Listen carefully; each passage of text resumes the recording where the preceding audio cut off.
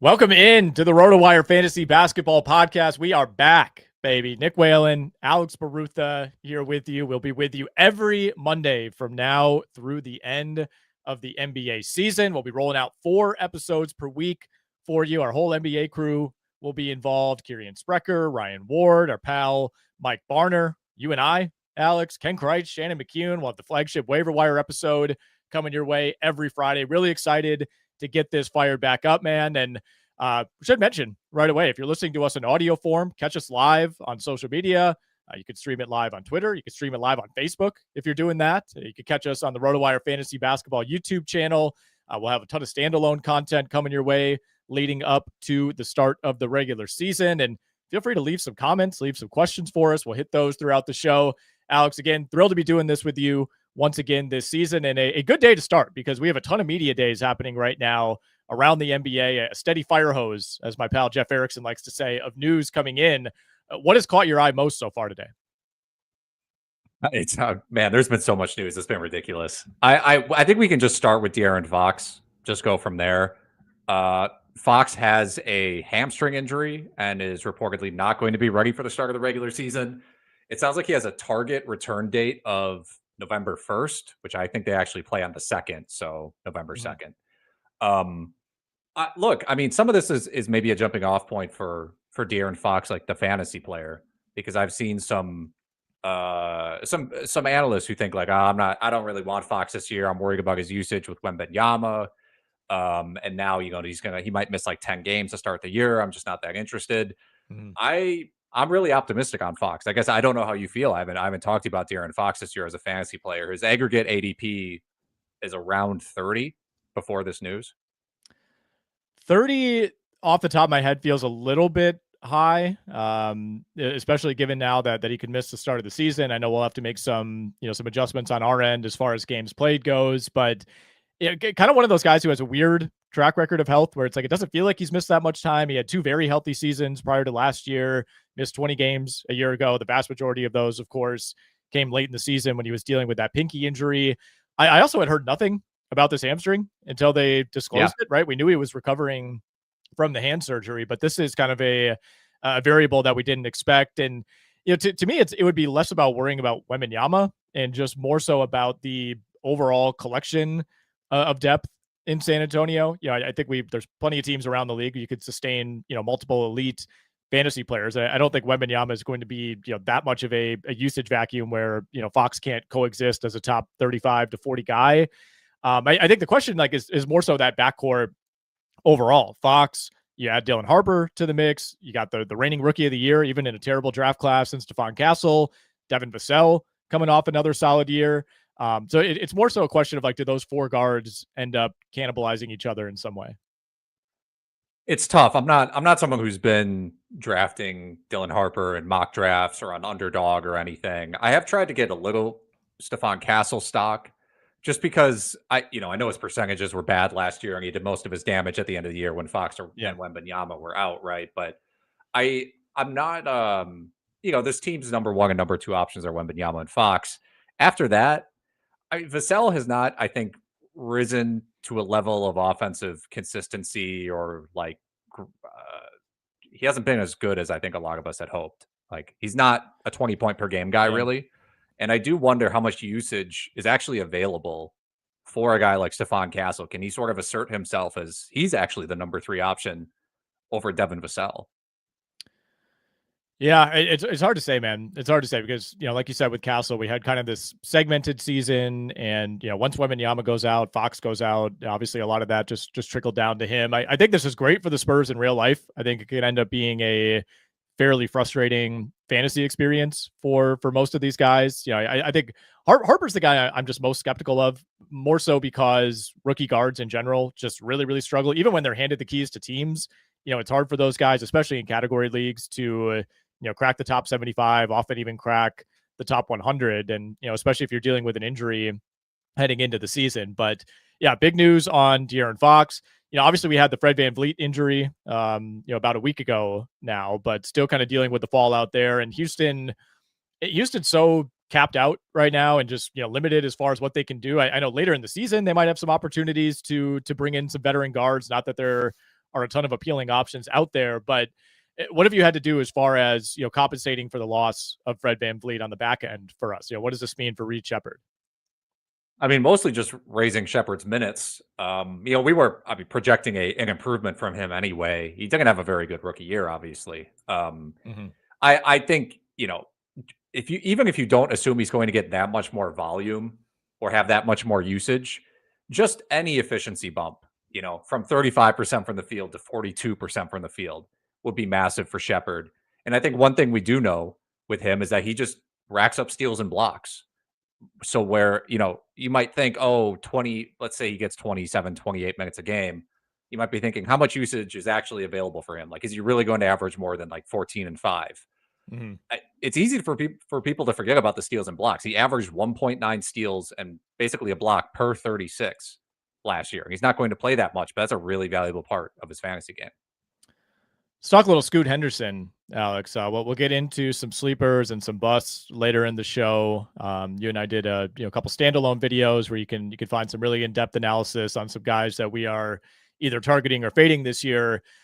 Scoot Henderson is a fade for me, even at what's ultimately a pretty reasonable ADP, to be honest. But even before this torn hamstring news, I'm still willing to subscribe to the belief that he could turn into a good real life player. I don't know if I want a part of that for fantasy as of right now. And, a few days ago, we get the news that he tore his hamstring. They're saying it's a 4 to 8 week injury. That feels light to me. That feels light. We'll see. 8 weeks is 2 months, I guess. But, I feel like it depends on the severity of the tear, of course. But I remember Chris Middleton had this injury, missed a huge chunk of time a while back. And, Scoot's a younger player, could be a different situation, but this has me a little skittish. What have you had to adjust on the Portland side of things? It is tough because they don't really have a backup point guard now. They have Drew Holiday, in theory, starting at point. But beyond that, it's kind of like Ryan Rupert, who is all defense. He's not a very good offensive player. He's just a defensive guy. So I think this is just more for Shagan Sharp and Denny Avdia, and obviously to an extent more for Drew Holiday. And I think Holiday is his value to me is very boom or bust.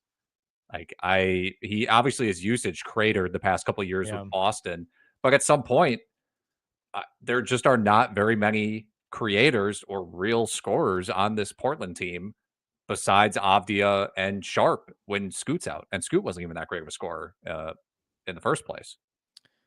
What are you doing with Avdia and Sharp specifically? With Sharp, we're still looking at an average ADP in the mid 90s. I know he's going quite a bit higher in best ball, an underdog right now. We're looking at like pick 75 to 80. You even see some variation, between the host sites, but I feel like he's always going to be one of those guys where like you want to get your hands on Shaden Sharp, you might get burned, but it's so easy to fall in love with the talent. So we'll start with him. Like, have you been picking up some Shaden Sharp shares? I think I probably have him in maybe one best ball. I don't think much more than that. And this was because I did a lot of my drafting before the Scoot news. But I mean, Sharp, look, he has the pedigree, right? I mean, this is a fourth year guard who was essentially supposed to be drafted higher than he was, or a better prospect than ended up being the case because he was injured during college. And he's in his fourth year with a bunch of usage just opened up. I mean, this is sort of the formula for someone that you would in theory want to take a chance on in fantasy basketball. And look, he might be a little one-dimensional in terms of like he is mostly just a scorer more than anything. But at some point, like if you're at pick 70, pick 80, and someone's sitting there who can average 20 points a game with real upside, I think you just take that. And a guy that chucks a ton of threes, right? I think that's important, especially in category leagues. How about Avdia? Obviously took a huge leap over the second half of last season. Last 30 games, 21 points, 8.5 rebounds, 4.5 assists. Not doing a ton defensively, but a little over 1 combined blocks and steals per game. Was closer to 1 steal per game. Turned it over a decent amount. Was doing a lot of ball handling, but percentages were fine. 49, 39, 80. On the free throw shooting, he was getting to the line almost 6.5 times per game as well, which we like quite a bit. But still, he's one of those guys where it's still a little shocking because for so long it's been like, I'll take Denny Avdia at pick 125, and now it's like, I might have to do that at pick 48. Well, I think you mentioned a key thing there, which is we have liked Denny Avdia's fantasy game for a Yes. long time. He's had like the types of numbers that he puts up have translated really well to fantasy. And he's one of these guys where it's kind of surprising he's only 24 years old. It feels like he's been in the league for a while. What? Um, That's insane. and I yeah, would have said like over under 28 and a half. he's 24. Wow. And someone that Portland I think actually wanted as like a real asset for their Yeah. team. And you mentioned the free throw rate was super high last year. He was just forcing his way to the rim. Really versatile offensively. Like he can be a catch and shoot guy. He can handle the ball for you. He can cut. He can run in transition. So, Mhm. I mean, I think I can't remember the highest I've seen him go in a mock draft. Probably like early 40s, maybe even late 30s. And I think now that's even more Yeah. cemented for Avdia. All right, got a good question here in the chat, multi-parter for you, Alex. How long are we waiting until we take Nembhard and or Peyton Pritchard, both in somewhat similar situations in Indiana and Boston, respectively? And then how do we feel about first option MPJ? I was hoping we get an MPJ question, but we'll start on the first part of this. Obviously, no Tyrese Halliburton this season for Indiana, no Jason Tatum for the Boston Celtics. They've made sweeping changes to that roster. No Porzingis, no Jalen Brown. In steps Anthony Simons. And Boston to me is just a really, really tough team to evaluate. But what I do like about the Celtics is these guys that they've brought in, they just start to play Celtics basketball. It's like if I'm Derek White, I'll just take 9.5 threes per game all of a sudden. It's like these guys kind of fall in line with the style that Joe Mazzulla wants to play. So what are you doing with Nembhard and Pritchard? Pritchard's ADP is like roughly 75. Actually, Nembhard and Pritchard go in that general 75 range. Someone actually sent me a screenshot on Twitter the other day that their internet went out during their mock draft and they auto picked Peyton Pritchard in the 4th round. Oh, And I thought about it and I was like, that's not going to sink your team. I don't think. Like, I don't yeah. think I'd be shocked if he ranked like 35th or something this season. But I think he has a ton of upside. Obviously, the Anthony Simons thing makes it a little more complicated, but I also don't think the Celtics are committed to Anthony Simons.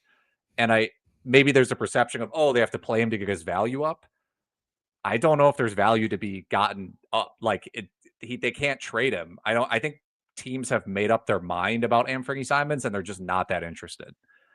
Yeah, I mean, he's not an expiring though, right? I think they could trade him if Well, I'm they saying wanted to. I think they will trade him at the deadline, but I don't think they're going to play him like 35 minutes a game and say, make sure your value is super high. I Yeah. just don't. I think everyone knows who Simons is at this point, which is like he'll get you those points, but he's not doing anything else. I'm interested to see him in the system because I think he is one of those guys that we're going to see an even bigger increase now in the 3-point volume. I think he's probably in the best basketball situation that he's been in, just kind of getting out of this. Are we rebuilding? Are we not in Portland? Guys are in and out of the lineup every single night. Like there should at least be some more stability in Boston, which sounds crazy considering the overhaul that they've had and the fact that they don't have Tatum. But I mean, there's a path to him being, I think, the pretty clear number 3, if not, kind of a 2/3, along with Derek White. So I'm intrigued by Anthony Simons for sure.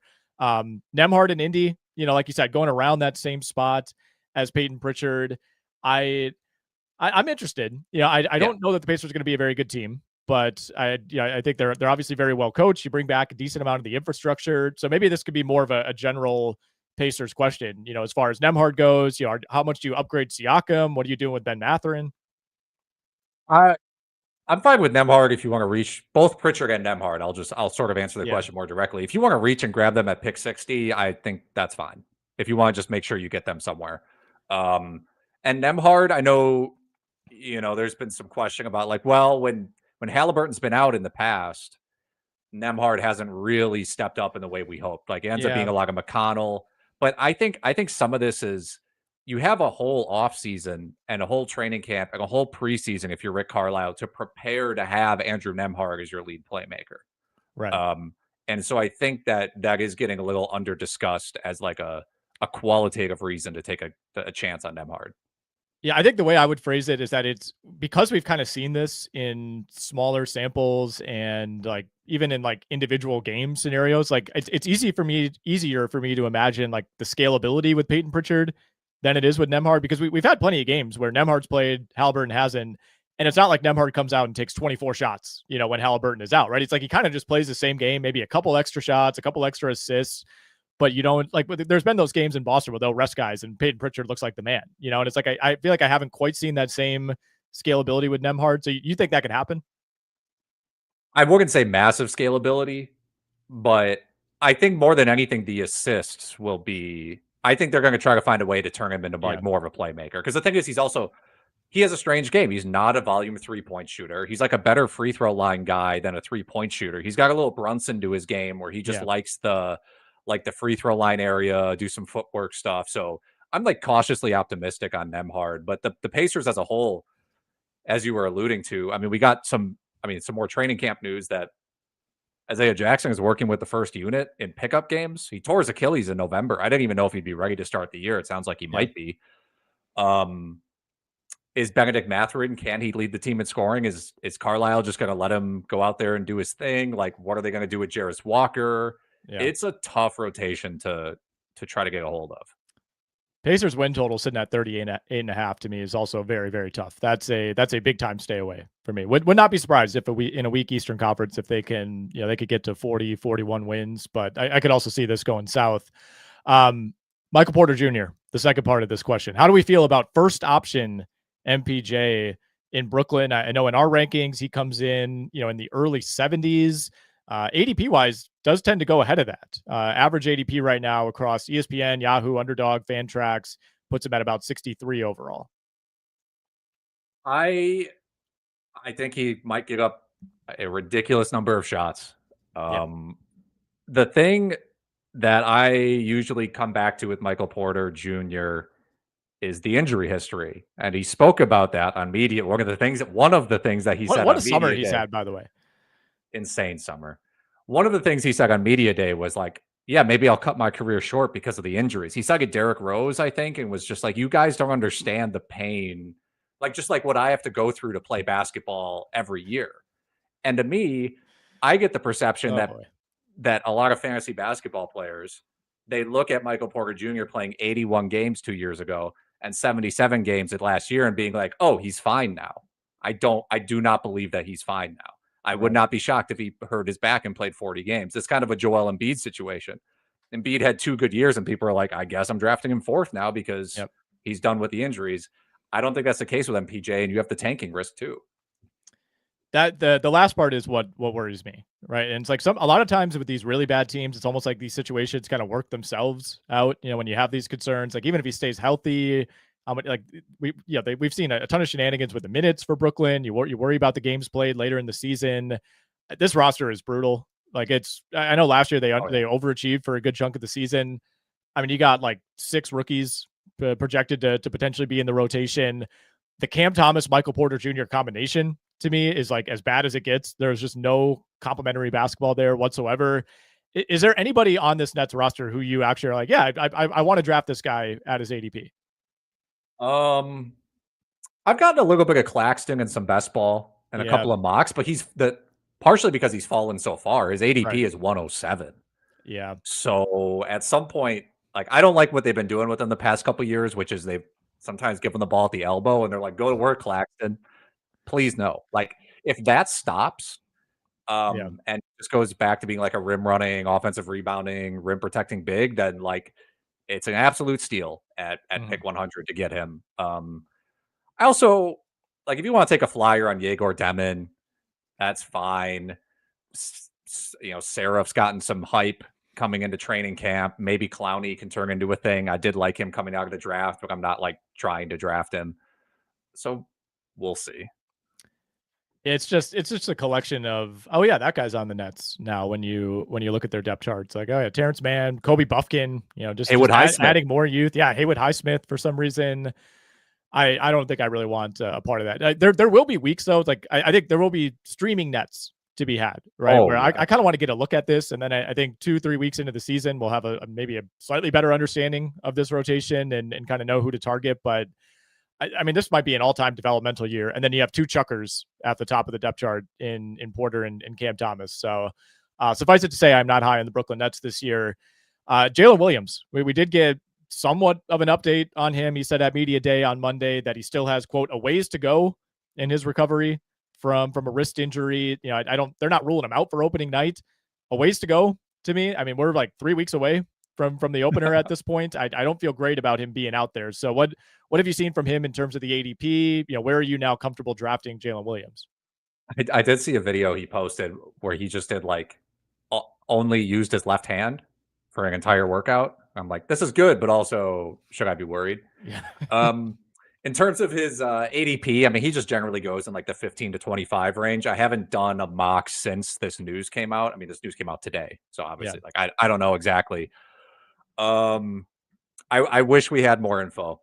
It's hard to say like how much you should in theory drop him because of this. As of right now, I really can't say I would be dropping him much in my in my rankings and my personal like cheat sheet. But I will say it kind of makes me like Chet Holmgren more in theory. Because if there is some usage to be had, or maybe like a late draft case in Wallace, someone who is in theory out there for most improved player or sixth man of the year, who they like a lot, and I think they would prefer to showcase a little bit more. Is there any concern for you as far as like OKC just not pushing it like they did in the regular season last year, right? When you're coming off of a 68 win season, you're coming off of, I wouldn't say a best case health season because Chet Holmgren played 32 games in the regular season, but it's not very common around the NBA anymore to have SGA 76 games, Jalen Williams 69, Lou Dort 71, Casey Wallace 68, Aaron Wiggins 76, Isaiah Joe 74. I mean, a lot of this is just somewhat luck based in terms of health, but is there a case to be made that we're just kind of blindly assuming OKC will be exactly like last year and this regular season could play out differently, or am I kind of overstating that? It's hard to say. I think with SGA, yeah. I mean, SGA, he only played 34 minutes a game last year. It wasn't like he was out there playing 36. But yeah, I think in theory, if OKC, if Mark Daigneault can get away with like pulling back some of these guys 2 minutes a game, I wouldn't be shocked if that was the case. It's harder to predict with other guys like Holmgren because he only played 27 minutes a game last year. And to me, he is like a potential fantasy basketball, like, I don't want to say league winner because he's going in the third round. But if he plays 32 minutes a game, Holmgren, like he could be a first round player or close to.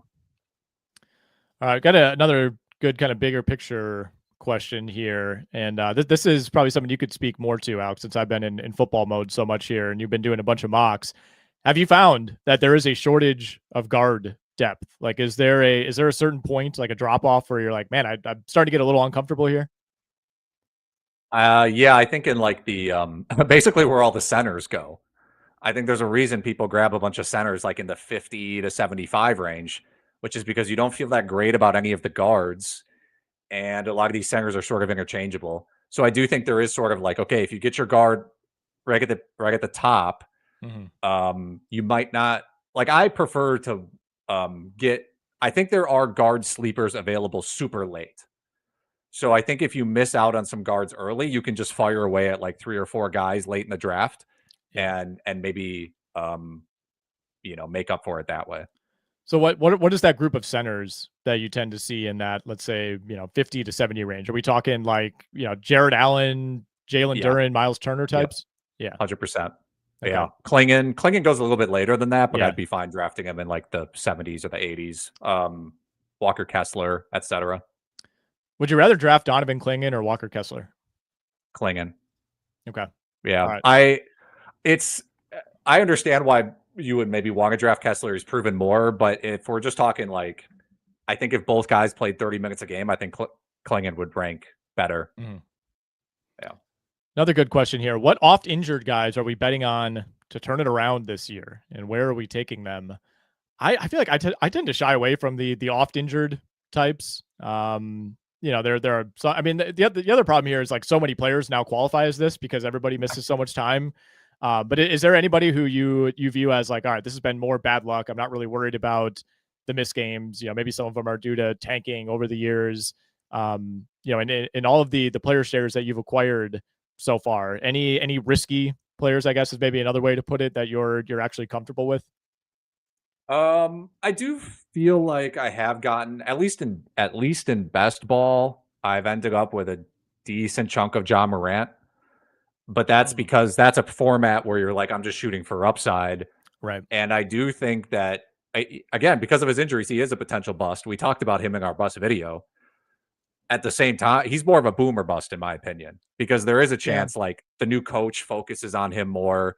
Jaren Jackson, Edey, those guys are out to start the year. They lost Bane. Like, I think there is a potential for a ceiling type season for Morant if he stays healthy. I thought for sure you were going to say your guy out in Charlotte, LaMelo Ball. LaMelo? I haven't gotten him in mocks. Really? Yeah. Again, in best ball, yes, but in standard like 8-cat or points league mocks, no, because there does feel like there is a lot of value in like he's going in the 20 to 30 range, give or take. And I feel like there's just a lot of value in that range this season. I end up drafting Josh Giddey or Amen Thompson. Sometimes like, I don't know, Steph Curry sometimes falls to 20. Evan Mobley is in that zone. So I think some of it is it feels like there are other upside options in that range besides him. So you're almost not forced to take him if you want that ceiling. All right. So you mentioned Josh Giddey. You and I worked together on our projections and a lot of our back end preparation for the season. And I know we were a little uncomfortable with what the numbers spit out for Josh Giddey this year. We have him ranked higher than his average ADP, which is right on that 2-3 turn in a 12-team league. But what have you seen ADP wise with Josh Giddey? Because our numbers basically say in an 8-cat roto league, he's a end of the first round type of player. Do we actually believe that's the case? I think why not? Look, he is. I mean, he is a triple double. He's a walking triple double at this point. I think that it's been a little under discussed how much he has improved essentially every season. He's improved as a shooter.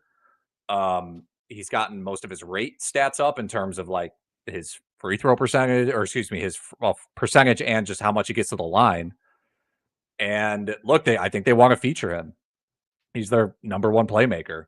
And again, you mentioned that the projections we do, those were not based off of exclusively what he did at the back end of last year. And I think both of us come in with the perspective of like, we want to only do small improvements unless we think a player is going to see like a massive role increase. But it's kind of an underrated part of his game too, that he kind of gets steals and blocks. Not a good defender, Josh Giddey, but the man can rack up some steals and blocks once in a while.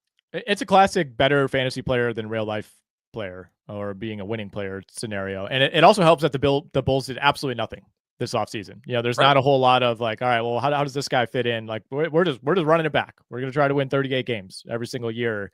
Got a question about Bub Carrington in the chat. Will this be Bub Carrington's breakout year? I think for me, the question is what defines a breakout year for someone like Bub Carrington?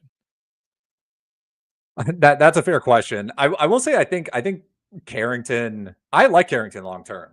I think he actually is really underrated as a passer. Yeah. And if he can just get to the free throw line a little bit more and just be more efficient, which, first year guards who are kind of lanky and don't play very physical, like they often have bad shooting rookie seasons. And of course, I am worried about CJ McCollum and Middleton taking usage. Trey Johnson, I think, is going to be good. Whitmore is there. So Carrington is a guy who I will draft at the end of drafts if he's there. You may not get the payoff until like February after the trade deadline. But if we were talking like, am I interested in him for like a keeper league or a dynasty league? Like, yeah, for sure. I'm interested. This is an impossible question, but approaching the Wizards in general, it's like I like some of these younger guys, especially where they're going, right? It's like you don't have to pay an exorbitant price by any means for Bub Carrington or Cam Whitmore or even Corey Kispert, who I feel like I pick up in every league at some point throughout the year. But the CJ McCollum, Chris Middleton situation, like do you have any idea what we see there? Like, are these guys on the roster by the end of the trade deadline? Are they playing the full workload they would play in a competitive situation early on? I would imagine they are not on the roster come the trade deadline. Middleton, I think, is easier to say, like, okay, it's probably more like 27, 28 minutes a game, maybe play 65 games. I mean, they're not going to force it. I would actually kind of be surprised if Middleton played back-to-backs, for example. McCollum, I think there's a chance he plays like 30, 32 minutes a game. Now, is he going to play that much during blowouts? No. So I think we're going to see a lot of like 28 minutes for McCollum and things like that. But yeah, it really does complicate like Bub Carrington's usage, Trey Johnson's usage. Koulibaly's going to be out for a while. I like Keyshawn George, but how many shots are available now? I like Alex Sarr a lot. I feel like I've been pretty vocal about that. I actually think McCollum and Middleton kind of help Sarr just in terms of like he's going to get more efficient shots. But it's not an easy team to invest in, though. All right, we got one more question here, and this kind of leads us into our sleepers and busts in some ways. Are we drafting any rookies, or do we wait to see how they perform first? I think you and I are notoriously like anti-rookie for the most part. You know, there's usually 2 or 3 guys per class who you'll target later on. This year we have, you know, basically one guy who's going way ahead of everybody else, of course, and that would be Cooper Flagg. So we'll start there, because if you watched our video on YouTube, you know I have Cooper Flagg labeled as a fantasy bust this season. Do not draft him under any circumstances. No, that's not really the angle, but it's more about just having to draft a rookie at their ceiling to me, which, you know, obviously Cooper Flagg's an incredible prospect. Do I want to take him with the 30th overall pick in my draft, you know, sight unseen essentially at the NBA level? I don't think I do. You know, what are the chances that he finishes higher than 30th overall? To me, not that great. You know, maybe to me, it's probably most likely that he's somewhere between the 40th and 60th best player in fantasy, and which is a totally acceptable outcome. But if you're taking him in the middle of the 3rd round, maybe that's not all that acceptable when there are, to me, safer and higher upside players on the board. So I will pose that question to you. Have you taken Cooper Flagg? Do you plan on paying the price right now for Cooper Flagg? I doubt I end up with Flagg in any of my competitive redraft leagues because of all the reasons that you laid out. What I will say is I think if you draft Anthony Davis, this is sort of a contrarian. They're competing opinions here, because I think if you draft Anthony Davis like 8th, you're not someone who believes he's going to get injured or is a major injury risk. But I would say if you do draft Anthony Davis in the 1st round, that I would consider drafting Flagg around his ADP as like a handcuff, essentially. There's not really like pure handcuffs in fantasy basketball the way there is in football. But if you think Anthony Davis has a shot to only play 60 games or 55 games, or he's going to get hurt or whatever, when Anthony Davis is not on the court, that team is going to be they're going to need someone to step up offensively, because it's D'Lo, it's Flagg. Other than that, I mean, maybe we get some more Najee Marshall. I don't really know. Yeah. But so I do think there is that. So I find myself thinking like, okay, maybe there is upside here if I do think AD is not going to play 65 games. Yeah, it like a lot of rookies, it depends on format for me too. You know, I do worry about the percentages with Flagg. You know, good, not great free throw shooter. You know, we'll see where the 3-point shooting was very much up and down in the limited summer league action we saw. You know, good field goal percentage in college. We'll see if that ends up translating. Just a lot of variables for me to take that guy inside the top 35. We could finish out here just kind of going rapid fire through some of our sleepers and our busts for this season. Where do you want to start, Alex? Do you want to go optimistic or pessimistic? Let's start optimistic. Okay. All right. Well, lead us off then. I mean, I think we talked about Reed Sheppard before. So I don't know if we need to like continue going down, you know, do that more. One guard I will say that I do like this year is Keontae George. And I think there are some, you know, people disagree. And I have seen a lot of people draft Isaiah Collier over Keontae George. And I know Walter Clayton is going to be there. But I think this Jazz team has essentially zero offensive identity outside of Lauri Markkanen. And I do think Ace Bailey is going to be a shot taker. But they still need more 3-point shooting, and they need a guard who can handle the ball. And we know Collier can pass and handle the ball and bully his way to the rim and draw fouls, but he can't shoot. So I think Keontae George is sort of like the easiest, the path of least resistance for like the player who needs to be the 3rd option on this team.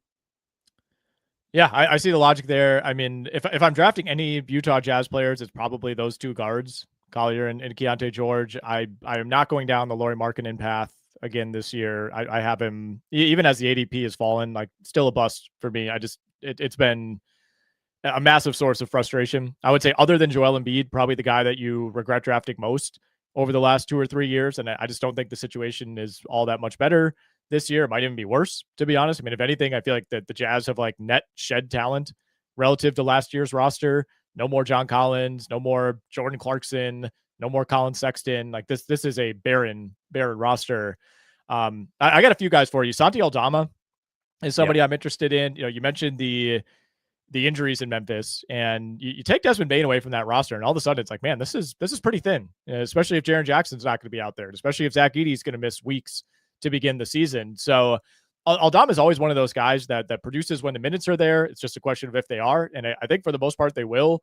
Last season, when he played at least 25 minutes, averaged 15 points, 7 rebounds, 3 assists, 1 steal, almost 2.5 threes per game, finished as a top 120 guy on aggregate, and going closer to pick 130, 140 this year. Even when the Grizzlies are at full strength, I still think he's going to be a big part of that rotation.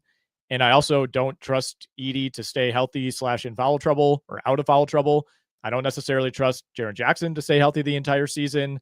So I'm pretty interested in Aldama as somebody you can, widely get after pick 100. Totally in on Aldama. Very quietly averaged 18, 9, and 4 per 36 last year. Is 24 years old, still has room to grow.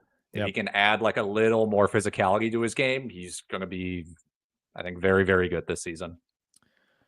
How do we feel about Porzingis, Alex? Talk about injured guys willing to take a risk on. I think that's him for me this season. I'm taking a very optimistic viewpoint on what the Atlanta Hawks have done. I think if this hits, it could really hit. Now you still have the compensating for Trae Young's deficiencies thing kind of hanging over this team, but man, if Porzingis stays healthy, if Okongwu stays healthy, if Jalen Johnson stays healthy, all three of those are big ifs to varying degrees. I think this could be, I don't know, the third or fourth best team in the Eastern Conference, given some of the aggression from Indiana and Boston. So Porzingis, to me, I think the price is relatively fair. We're talking about pick 75 to pick 80 on average right now. He's actually going later in best ball drafts, which is a little bit surprising to me. Injuries are a concern. The mysterious illness, also a concern to some degree, although I would like to think the Hawks did their diligence on that. But he's somebody, as you get later in the draft and your appealing players kind of start to dry up. Like he's going in the Brandon Ingram, RJ Barrett, Rudy Gobert, DeAndre Ayton zone, especially if you're playing in a league with like an overall component. It's like you got your league and you're playing in this big overall contest. You kind of want to shoot for the stars. That to me is where it makes more sense to take that risk. And I mean, one of the most popular sites to play fantasy on, Yahoo, default is 2 centers. Yeah. So, I mean, I don't know off the top of my head if he qualifies at forward and center on Yahoo, but someone that certainly should be drafted earlier than his ADP in most 2 center leagues. And I'm with you. I mean, there's a million different reasons not to trust Porzingis, right? But I do imagine, I mean, he only played 28, 29 minutes a game last year and was still ranked 40 something per game. And I think he's going to play around that same range again. I don't know how much he's going to share the court with Okongwu. Yeah. But I do think there will be a lot of times where they just need to play their 5 best guys. And that's Trae, Dyson Daniels, Jalen Johnson at the 3, Porzingis, and Okongwu. Yeah. John Collins, real quickly, is another guy I have some interest in. And, you look at the starting 5, even like the top 7 for the Clippers, and it's pretty loaded. You got like somebody you like at every position. How many games is Bradley Beal going to play? How many games is Kawhi going to be out there? Brook Lopez at this point, do the back issues resurface? I know on paper it's like a worse fantasy situation, I guess, compared to being the number 2-ish option at times in Utah. But I think just getting away from Utah in general like alleviates a lot of the concern around John Collins. I know the injury, last year kind of ended his season, but we are going to run into a rest issue, I think, with him at some point. And just being away from Utah has me kind of re-optimistic on John Collins. I have questions about like his workload and his usage. It's like, is he going to start at the 4? Is he going to play 30 minutes a game? How are they going to navigate? Is he going to play any center, like 0 center, because they have Brook Lopez and as the backup center now behind Ivica Zubac? And, his last 3 seasons in Atlanta, he was sort of deprioritized offensively on those better teams and was averaging like anywhere between, 13 and 16 points per game. The rebounding wasn't that great. But if we're talking like upside guys who are being picked around pick 100, like, yeah, sure. I mean, do you trust Kawhi to stay healthy? Do you trust Beal to stay healthy? The whole lineup's going to be shifting constantly, I feel like. Yeah. So totally fine with the upside play. We could go rapid fire through the rest of your sleeper list. So again, if you want the full context, go check this out over on the RotoWire Fantasy Basketball YouTube page. You can see the full video. You can see all of our standalone videos. Put in that code YouTube15, by the way, at rotowire.com, 15% off, full access to everything we offer. But who are the other guys that you're taking a look at for sleepers? Brandon Miller, I think he's on like an all-star trajectory. Great draft pedigree. Asar Thompson, my pick for most improved player this year. I think he'll play 30 minutes a game. Will be very good. Donovan Clingan, love him at his ADP. Think he can just kind of become the new Walker Kessler. Alex Sarr, talked about him already. KPJ on the Bucks. We'll see what happens with that rotation in that team. Pretty up in the air. We talked about Pritchard already. Matas Buzelis of the Bulls. Fantastic shot blocker, runs in transition. Good there. TJ McConnell. He's not going to play 30 minutes a game, but if he plays 27, good stuff. And Brandon Pajemski. The Warriors did sign. They actually signed players today.